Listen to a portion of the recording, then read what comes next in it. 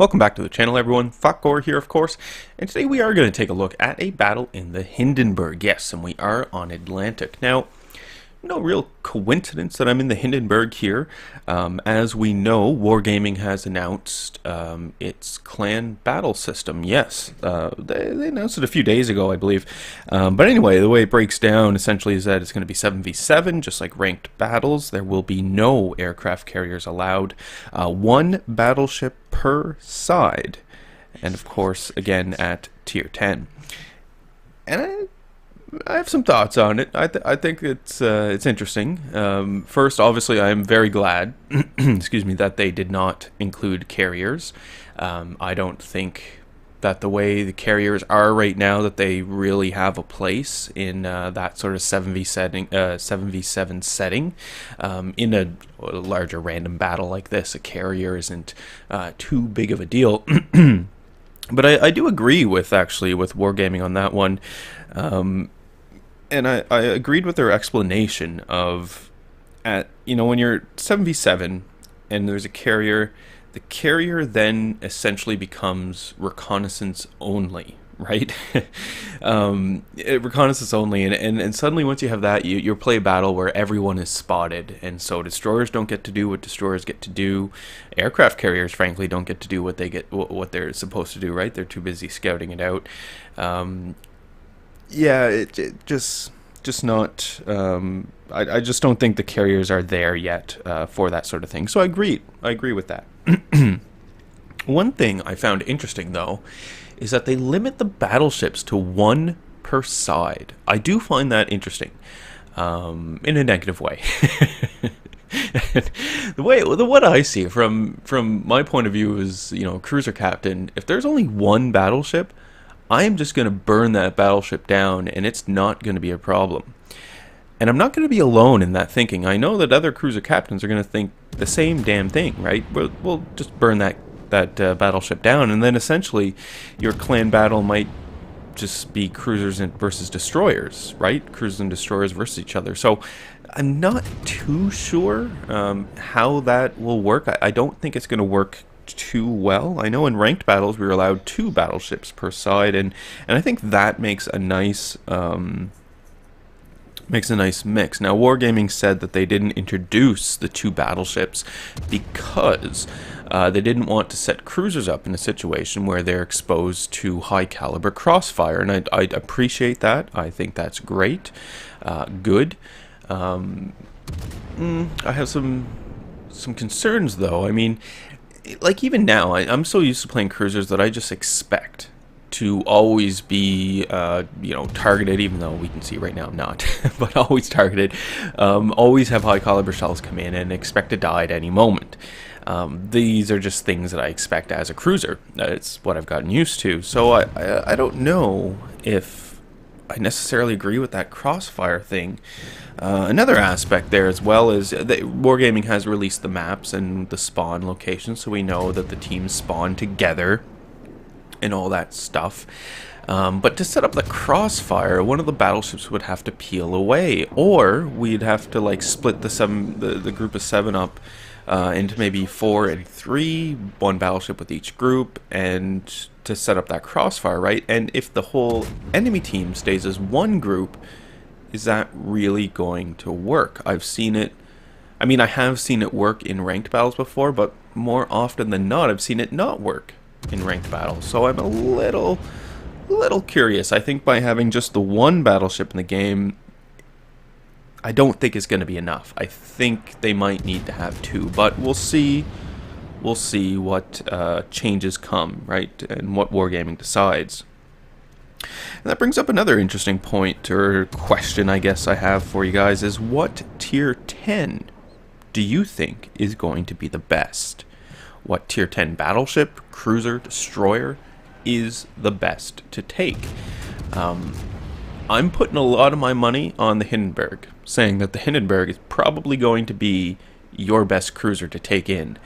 And I say this knowing full well, obviously, you know, the Zhao is amazing. She's very, very stealthy, great armor piercing, and high explosive shells. You know, that's great. But I just don't think the Zhao is going to be as effective as a Hindenburg. The Hindenburg can, you know, reach out and touch you from quite a distance away. Now, that's not to say that you'd be playing your clan battles, you know, at far range or whatnot. But as you know, battles are dynamic, and there definitely will be a stage of the battle where people are at pretty extreme range. At the very least, your Hindenburg will be able to reach out and touch them. The Zhao has a good range as well, though, to be honest. So I guess that's not really a fair point. So does the Moskva, right? I don't know. I just love my Hindenburg. I saved up 5,000 gold that I received from 1,000 gold at a time from super containers, and I went ahead and I bought myself the premium camo for the Hindenburg, and I think it's amazing. The thing prints credits now. It's fantastic. But yeah, I do think the Hindenburg is a strong contender for cruiser. Now for battleship, I'm not sure. Not sure. Definitely the Montana has some merit. But I'm very curious about these British battleships, to be honest with you, because of their HE value, right? Because not only are they going to fling HE out at enemy battleships, set them on fire, do that damage over time, but they're also able to fire at broadside cruisers and get citadels fairly regularly with their high explosive. And I think that that is going to be a pretty big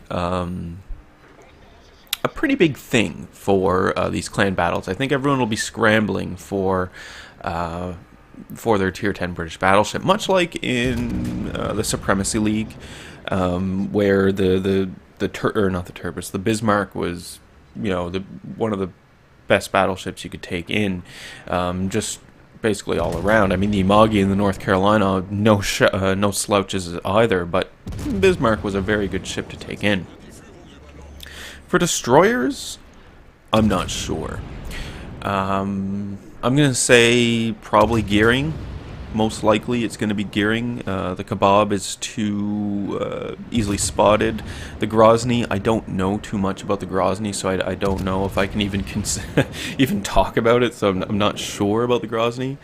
Shimakaze, I think, is definitely a good contender, but I don't think she's going to be as useful as a gearing. I think the gearing is going to be the way to go on that one. So, interesting. But I'm also curious to know what your thoughts are on this whole clan system that Wargaming has finally introduced into the game. It's taken them quite some time, and considering that it's taken them this long, I would expect most of the kinks to be worked out by now. I haven't seen it in practice, right? I haven't seen any clan battles or anything like that, so I'm very interested in seeing that, to see how it does work out. But I'm also very curious to know what you guys think. What you think the best ships will be to take in. What do you think about this whole 7v7? Only one battleship, no aircraft carrier, right? What's going on there? And then I guess, I don't know if we've actually talked about the port for the clans, but it's a new naval base, essentially new naval base for clans, and you purchase buildings with oil, and those buildings give you bonuses, different bonuses, you know, nationality bonuses, research bonuses, repair reduction bonuses, those sorts of things, right? So I think that's a pretty good system. It obviously can be elaborated on a little more in the future, but I do think it'll work out quite well. Something interesting, because I've been looking up clans in the past few days, because I've been thinking, you know, maybe I should take a look at getting into a clan again, just for the sake of being able to participate in these clan battles and experience that. So I've been thinking about it. So I've been doing some research on clans and figuring out which one I might be interested in. But on top of that, while I was doing that research, I noticed that there have been a number of clans pop up recently that are specifically and solely for the purpose of being able to form a group, use your oil, purchase things on the naval base, and then as a group, you guys get those bonuses. It's not a bad idea. Not a bad idea. to be honest with you, because that way, you know, even if you don't want to take part in the whole clan thing, you can still kind of be in a faux clan where you know, you're really only in it for the benefits of the naval base. You're working and you're using your oil and all that stuff, and it could work. I would say some advise caution on that. You know, people are people, and there can be some mean people out there, and it's possible that if you join one of these clans or whatever, that the leader, or if you're not appointed as a deputy, you're not going to be able to do anything in the naval port. And so maybe the person who started it is just looking to get all of your oil, buy the things they want, and then just kick you out, right? So just be careful. Just be careful with all of that stuff. You don't want things to turn bad. But anyway, interesting to see that this is now coming into the game, and I'm actually quite excited to see how this all plays out. Anyway, back to the battle. So you can see the battle has not gone so bad at all for us here. In fact, it's gone quite well. It's sitting on about 101,000 damage. We've got this Neptune over here who I'm broadside to, so I'm very, very concerned about this player. I do not want to get killed at this point in time. At one point in time as well, our team had all 3 points, but it looks like now we've been reduced to just the B point, and we only have 4 ships remaining. Of course, the enemies only have 3 ships remaining, one of which is this Neptune over here, and hopefully I'm going to be able to take this player down quite quickly. That's what I'm hoping for. And another reason why I think the Hindenburg is going to go so well in these clan battles. Quick reload, good turret traverse, excellent AP, as we just illustrate right there with the Neptune. My captain does have Demolition Expert on him, so you know, the fire chance is not too bad. Obviously, my HE shells aren't terrific, but I'm not shooting HE for the alpha damage that they cause. I'm shooting HE for the fire damage, right? Just like this Bismarck over here, setting players on fire. So another reason why I think the Hindenburg is going to have a place in clan battles. But anyway. We're not doing too bad this battle, so we're going to circle back around. We're going to try and put some more pressure on that Bismarck. With the 2 enemy ships remaining, I'm not too concerned about getting killed at this point, because there's no enemy destroyers left, right? I do know there's an enemy cruiser and an enemy battleship, so basically I just need to watch to make sure that I'm not just sailing in a straight line, presenting a broadside without any sort of maneuvering around, right? I really want to make sure that this doesn't happen. It would be a shame to die at this point in time in the battle. Another thing I was concerned about in this battle as well is I have an achievement. I think I do like one of the honorable service tasks. I keep one of those going, because I'm just doing them all so I can, you know, have the whole thing done. Anyway, and the one I'm on now is to get a high caliber, and I'm looking at my damage, 140,000, so we must be getting close to a high caliber. If I could get that high caliber, that would be pretty damn good. So we're going to continue to fire HE into the enemy Bismarck and attempt to get another fire going, because what I do like to do with the Hindenburg is fire off, especially battleships who are sailing in a straight line like this, fire off my HE, set a fire. If the battleship puts out the fire, then I'm going to, you know, keep firing to set another one to make sure that fire goes. In this instance, I'm not sure where the Bismarck is on his repair. So I've got the one fire going, which he hasn't put out. I just set another fire. So this is usually a good indicator as to where their repair is, right? Because once you set that second fire, most battleships, in fact, all battleships are going to put that second fire out. So there we go. Second fire is out. Now I just need to get one more, you know, fire going on this Bismarck. Then I'll know that fire is going to go for fruition. Then I can switch over to AP and just start, you know, mowing this player down. At least that's the plan at this point in time, the general plan that I use. So there's the fire. So great. But we do see the torpedoes coming in, right? And obviously those torpedoes are going to take out that Bismarck. They were all set to do so, or at least I thought. Yeah, right? They ran out of range at the last minute. That lucky Bismarck, I tell you. But anyway, that doesn't matter. We're not going to focus on the Bismarck anymore. We're coming over here to the Zhao. I do want to be careful with the Zhao. The Zhao is no slouch. She is an amazing cruiser at tier 10, so I do want to be aware of this. You know, one salvo from that Zhao, especially if she's firing, well, doesn't really matter what she's firing, but if it's high explosive, easily do 6k damage, and if it's armor piercing, easily hit citadels and do a whole lot more damage. So there we go, Zhao is gone. Still no high caliber, 158,000. Kind of wondering, what do I need to do to get myself a high caliber here at tier 10? Granted, this is not, you know, purely a tier 10 game. There are obviously other tiers here in the battle as well, but there are tier 10s, so that means that I am going to have to do a whole crap ton of damage if I do want that high caliber. Now, there is only one ship remaining. It is the Bismarck, so I do need to get myself into a position where I can at least fire at this Bismarck. Hopefully get set a fire on the ship as well, and get a little more damage to do, or rather to get that high caliber is what I'm hoping for.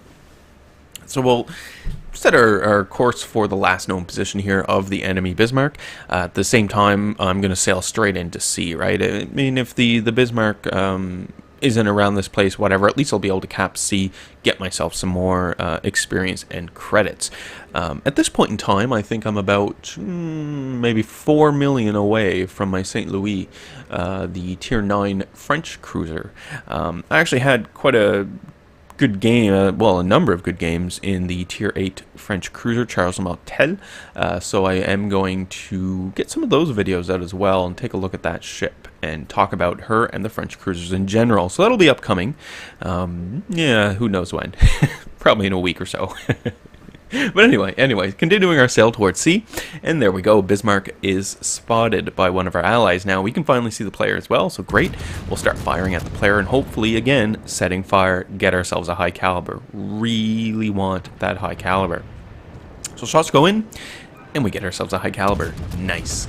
I didn't know, I had no idea that I was that close to the high caliber. I was actually quite surprised. You can see right at the end of the battle, pulled it off. Anyway, battle is over. Victory is ours, and quite a nice game in the old Hindenburg. So 519,000 credits, 6,700 experience, get the Confederate, the high caliber, 169,000 damage, and I do finish that high caliber mission. Top of the team overall with over 2,000 base experience, not too bad at all. We can see how some of the damage has broken down here amongst the various enemy ships. Which is pretty good. Now, again, when we flip over to the credits and XP screen, just keep in mind that I do have the permanent camo for the Hindenburg, and that's what equates to all the money and the experience, which is fantastic. I'm so excited. It's so good. Not too bad at all. I'm not sure what the next ship for the premium, it'll most likely be my Zhao. Get it on that thing, yeah. Anyway. That is today's video. I do hope you guys enjoyed it. And remember to leave comments about the whole clan system there in the video section below. I'd love to know what your thoughts are on that system that Wargaming has introduced. So leave those comments and any other comments you have in the video section below. Hit the old like button if you did like today's video. Hit subscribe if you are not a subscriber. And as always, I do hope you enjoy the rest of your day.